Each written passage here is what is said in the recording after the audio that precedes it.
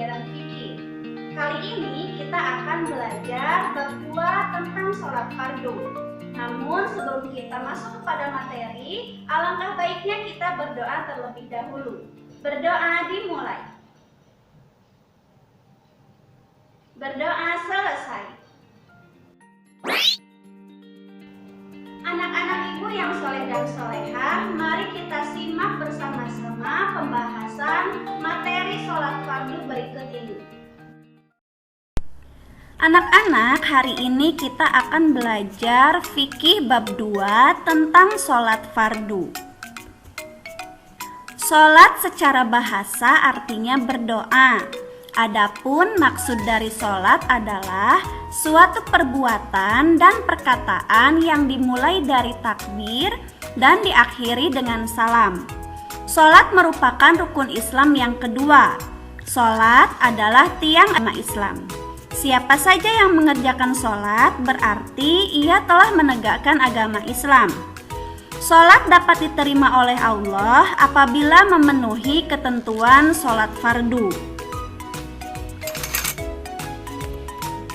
Ketentuan sholat fardu meliputi yang pertama syarat wajib sholat, yang kedua syarat sah sholat, yang ketiga rukun sholat, yang keempat sunnah sholat, dan yang kelima hal-hal yang dapat membatalkan sholat. Nah anak-anak, kali ini kita akan membahas tentang syarat wajib sholat, syarat sah sholat, dan rukun sholat. Yang pertama, syarat wajib sholat. Syarat wajib sholat adalah hal-hal yang harus dipenuhi sebelum sholat dilakukan. Seseorang diwajibkan sholat apabila memenuhi syarat wajib sholat. Syarat wajib sholat adalah yang pertama beragama Islam, yang kedua sudah balik, yang ketiga berakal sehat, yang keempat bersih dari hadas besar dan kecil, dan yang kelima dakwah Islam sudah sampai kepadanya. Kemudian selanjutnya kita akan belajar tentang syarat sah sholat. Syarat sah sholat adalah perbuatan yang harus ada sebelum sholat. Sholat seseorang diterima Allah apabila terpenuhi syarat sah sholat.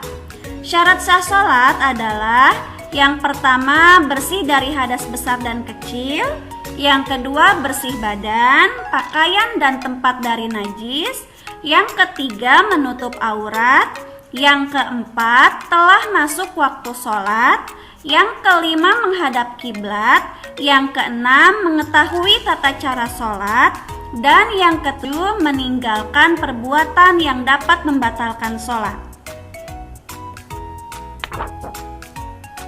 Selanjutnya rukun sholat. Rukun sholat adalah perbuatan yang harus dikerjakan dalam sholat. Jadi jika meninggalkan salah satu rukun sholat, maka sholat yang dilakukan tidak sah. Rukun sholat adalah yang pertama niat, yang kedua takbiratul ihram, yang ketiga membaca surat Al-Fatihah, yang keempat ruku dengan tumaninah, yang kelima iktidal dengan tumaninah, yang keenam sujud dengan tumaninah, yang ketujuh duduk di antara dua sujud dengan tumaninah, yang kedelapan duduk tasyahud akhir dengan tumaninah, yang kesembilan membaca sholawat Nabi, yang kesepuluh salam, dan yang terakhir tertib. Dalam materi tadi, kalian pasti mendengar kata tumaninah. Tumaninah berarti berdiam sejenak setelah gerakan sebelumnya. Kira-kira sampai seluruh anggota badan kita tetap atau tidak bergerak.